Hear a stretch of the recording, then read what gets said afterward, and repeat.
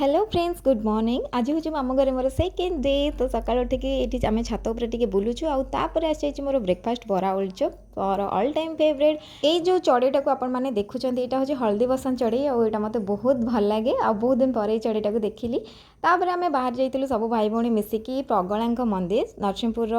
राजा ये होती इष्टदेवी तो मंदिर आम जाइलु पूरा पहाड़ जंगल मझे ठाकुराणी मंदिर अच्छी तो आम से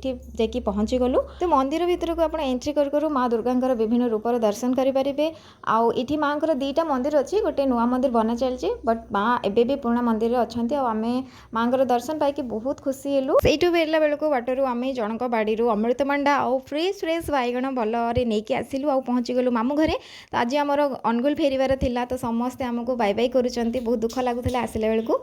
देन आम बाटे आसला बेलू अनुगुल गोटे बहुत सुंदर व्यू देखिलु से गाड़ी रखी किसी फोटोशूट कलु फाइनाली आम घरे पहुँची गलु।